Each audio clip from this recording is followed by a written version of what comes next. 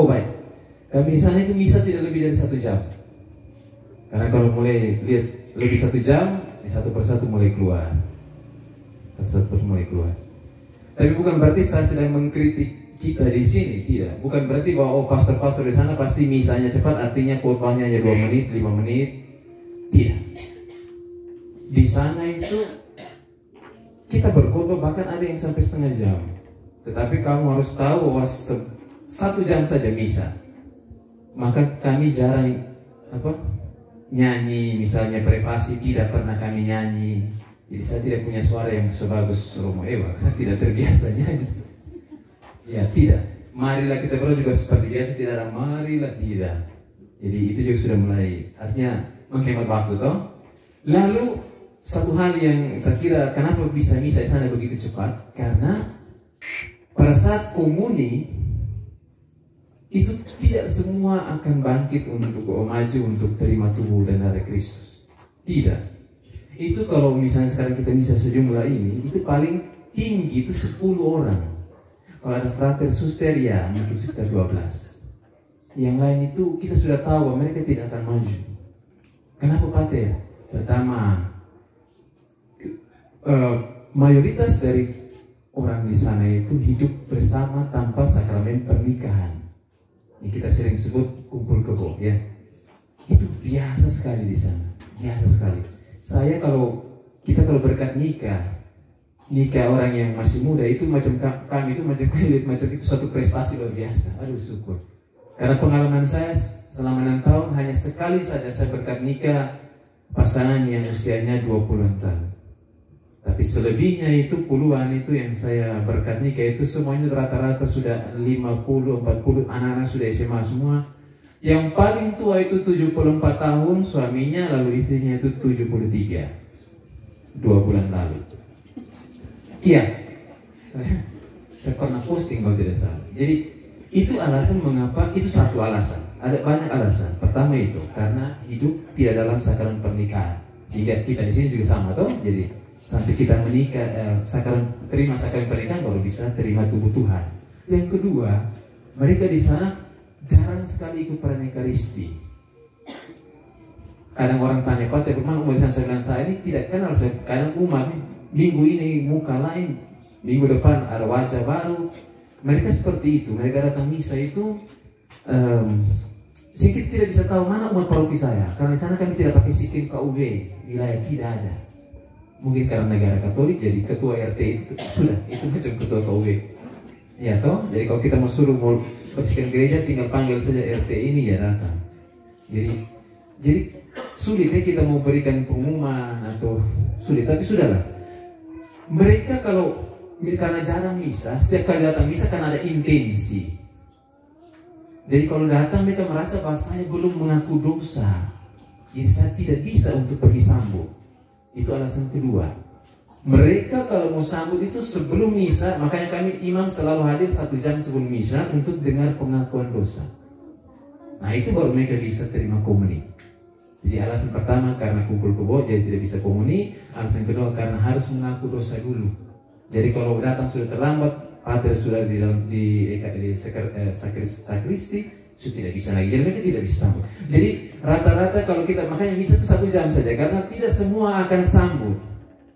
Sangat sedikit, apalagi di stasi-stasi, apalagi misa kematian, misa arwah, aduh jangan harap. Karena itu yang datang itu kan pasti kan orang yang jarang sekali datang misalnya karena ini saya punya teman yang meninggal saya datang, dan itu saya pernah ulang-ulang biasanya di stasi itu saya sudah tahu ini tidak ada yang sambut.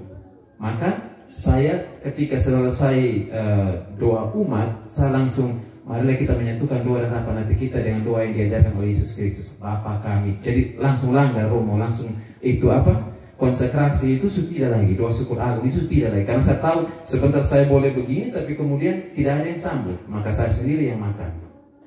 Jadi saya selalu bawa di dalam tas saya itu hosti yang sudah dikonsekrasi. Jadi tinggal saya lihat kalau situasi mereka tidak bisa jawab juga, tanda salam juga susah, ya sudah berarti komuni tidak ada yang maju. Sehingga saya langsung masuk dari doa umat itu ke Bapa kami, jadi seperti ibadat sabda yang frater-frater susah biasa buat.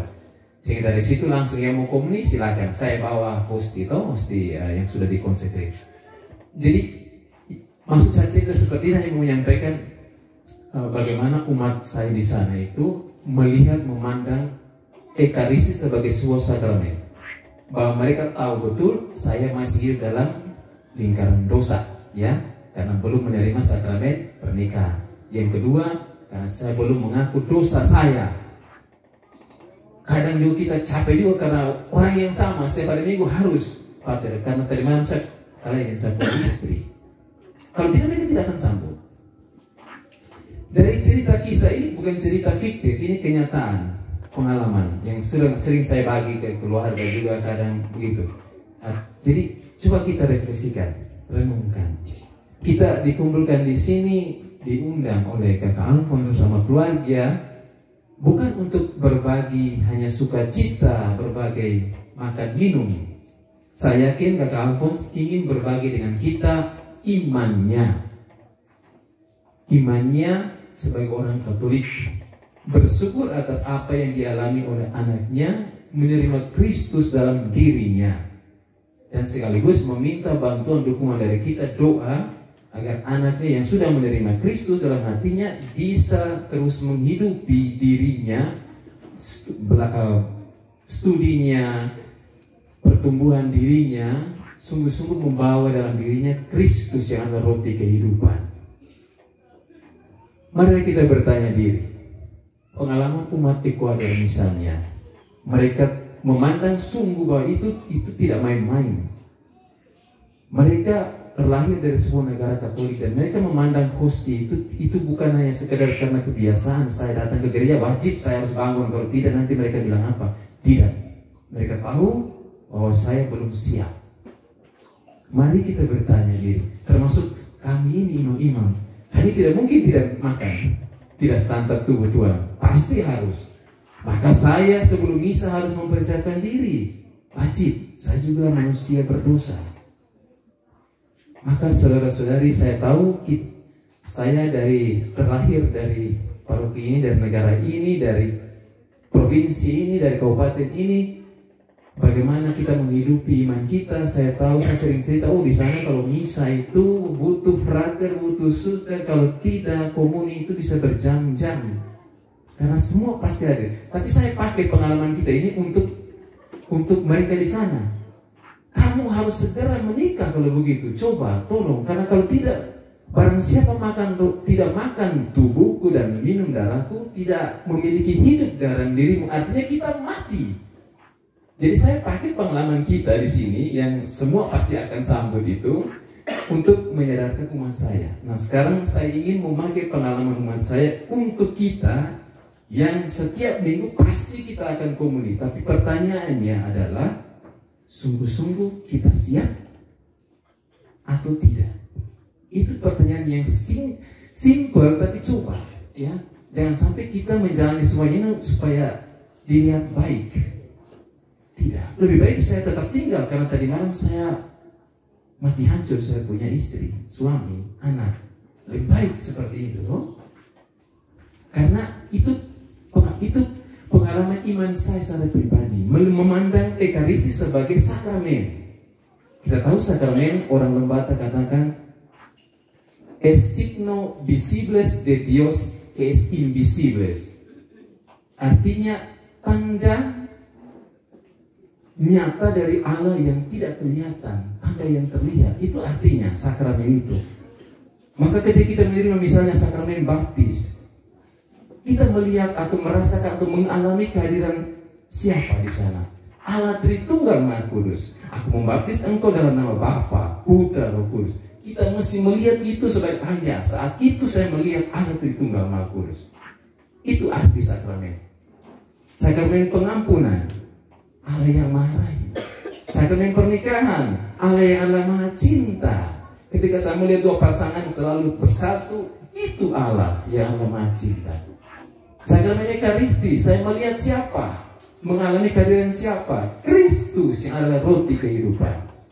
Itu yang mesti menggerakkan kita. Gereja menyadari bahwa kita tidak bisa melihat, menyentuh secara fisik Tuhan. Untuk itu gereja Katolik menghadirkan apa yang kita sebut sakramen sebagai tanda yang kelihatan dari kehadiran Allah yang tak terlihat. Maka saudara-saudara, bapak mama semua, dalam menjalani hidup kita sebagai orang Katolik, di mana kita menerima sakramen demi sakramen, kita diminta untuk setiap hari memperbaharui iman kita, ya, supaya kita sungguh-sungguh memandang ketika menghidupi sakramen baptis, ya saya anggota gereja, saya wajib ke gereja, bukan karena paksaan, tapi karena saya mau menghidupi secara benar sakramen baptis. Sakramen Ekaristi, saya harus menyiapkan diri menerima Kristus yang adalah roti kehidupan. Kalau dia katakan, barang siapa makan dan minum daging dan darahku, dia memiliki hidup. Apa artinya itu? Apa artinya? Saya baik-baik saja kok pada bertahun-tahun saya tidak sambut tubuh Tuhan, saya hidup. Yang dimaksudkan Yesus bagi saya secara pribadi, saya tidak baca di buku teologi manapun, tapi bagi saya, kita tahu kalau kita ini orang yang lemah oleh karena kejatuhan Adam dan Hawa, maka mau sehebat apapun engkau pasti akan tetap membutuhkan kekuatan lain, kehadiran orang lain untuk menguatkan, untuk menghibur. Karena kita bukan hanya manusia, ya kita manusia sosial, makhluk sosial. Kita selalu membutuhkan orang lain. Dan dalam kelemahan diri kita, sebagai orang beriman Katolik, kita membutuhkan kehadiran Tuhan dalam diri kita. Ketika Tuhan mengatakan pada malam hari ini, barang siapa menyambut aku, dia hidup. Ya, karena memang dia adalah sumber kehidupan kita, Kristus. Ketika katakan seperti ini, dia mau meminta kita agar mengikuti dia. Mengikuti Kristus bukan berarti kita di belakang, lalu kita ikut dia. Tidak. Mengikuti Kristus artinya menghidupi apa yang dia hidupi, atau menjadikan diri kita sebagai Kristus itu sendiri. Itu adalah pengikut Kristus. Hati-hati jangan terjebak dengan kata ikut dari belakang. Tidak, bagi saya tidak. Mengikuti Kristus artinya saya berjuang untuk menghidupi apa yang dia hidupi. Maka ketika saya berjuang dan sampai pada titik itu, saya hidup. Saya hidup. Saya kuat, saya terhibur meskipun kita mendengar hari ini begitu banyak berita duka.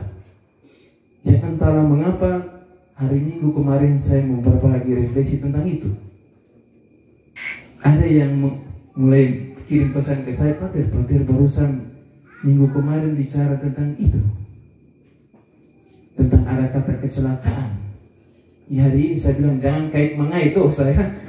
Saya mau katakan bahwa hidup kita itu seperti itu, indah tetapi penuh dengan misteri. Tapi jangan pernah takut, karena toh kita semua akan ke sana. Saya katakan dalam gereja waktu itu bahwa kita semua ini pernah mengalami itu, duka derita oleh karena kepergian mereka yang kita cintai. Tapi apakah kita mesti terus menangis sampai kita mengakhiri hidup kita? Tidak. Saya sebagai imam selama 7 tahun, dengan mendengar pengakuan-pengakuan dosa, dengan mendampingi keluarga-keluarga orang-orang yang susah, saya akhirnya melihat bahwa saya bukan satu-satunya orang yang malang karena kepergian orang yang saya kasih misalnya. Toh ada orang yang lebih susah dari saya. Jadi Tuhan berbicara bukan hanya dalam kehidupannya, dalam hal yang indah, tidak. Dalam penderitaan pun dan dalam kematiannya dia berbicara kepada kita. Ketika kita rayakan Jumat Agung, jangan pikir Yesus sudah wafat jadi tidak. Dalam keheningan justru dia berbicara banyak hal di sana. Maka saudara-saudaraku terkasih, ketika kita masih memiliki kehidupan, maka marilah kita memanfaatkan kehidupan itu untuk berbuat kebaikan. Yang kedua, untuk memperbaharui selalu apa yang kita terima sebagai orang Katolik. Sakramen-sakramen, pengajaran-pengajaran Katolik, sabda Tuhan yang kita selalu dengar, kita perbaharui selalu. Saya selalu katakan di umat saya di sana, kamu jangan tunggu mujizat baru kamu percaya. Jangan. Karena tidak akan pernah ada mujizat yang seperti kamu pikir, saya mau sekarang saya sakit, Tuhan engkau sembuh memang. Kalau itu saya tidak percaya. Jangan. Cukup kamu sadar bahwa ketika kamu membuka mata di pagi hari, itu mujizat Tuhan. Karena kita semua tidak tahu kapan kita akan mengakhiri hidup kita ya. Tiba-tiba dengar tadi pagi kita punya saudara terkasih meninggal. Sadar buka mata langsung lihat handphone dan berita itu muncul. Maka bagi saya, ketika saya bisa membuka mata di pagi hari, itu mujizat Tuhan yang Tuhan berikan kepada saya. Maka itu menjadi alasan saya harus selalu bersyukur. Orang tua kita selalu katakan, bangun tidur, doa. Ya, ucap syukur tadi. Terima kasih Tuhan, itu mujizat. Saya tidak bisa yakin hidup saya bagaimana ke depan. Sebentar dari sini pulang ke rumah bagaimana di jalan, kan begitu. Tapi ketika sampai di rumah, syukur. Maka kita sekali lagi diminta untuk menjadi orang yang tahu bersyukur. Itu alasannya. Kenapa orang tua kita harus doa, ucap syukur, ucap terima kasih. Malam ini kita datang untuk bersyukur. Karena itu kita tidak tahu kapan akhir hidup kita itu datang. Jadi kita memang harus selalu bersyukur. Kita bersyukur anak kita sudah menerima Yesus. Kita bersyukur kita bisa berada di sini. Kita bersyukur meskipun udara dingin, udara panas atau persoalan, tapi saya masih hidup. Saya masih punya 2 kaki dan 2 tangan. Kita kalau mulai melihat keluar, bergaul dengan situasi hidup orang-orang yang lain, nah kita bisa merasakan, oh ternyata saya ini bukan orang yang paling malang. Oh keluarga saya ini bukan keluarga yang paling malang dengan berbagai persoalan, karena ada keluarga lain yang lebih parah. Saya katakan seperti ini karena saya alami. Semua orang datang kepada saya. Logis, no? Kalau Bapak Mama semua pasti sulit kita mau berbagi, no? Tapi kalau saya tahu betul, karena semua orang datang kepada saya. Oh, baru saya mengerti. Saya pikir keluarga ini itu baik-baik saja, padahal ada begitu banyak persoalan dan minta doa. Maka saudari-saudara, Bapak Mama semua, pada malam hari ini dengan ada syukur bersama keluarga Kakak Alphonse, kita juga mau mempersembahkan kehidupan keluarga kita masing-masing. Masa depan anak-anak kita, persaudaraan kita dalam komunitas ini, paroki, KUB, wilayah. Karena hidup kita itu indah tetapi singkat. Jangan lupa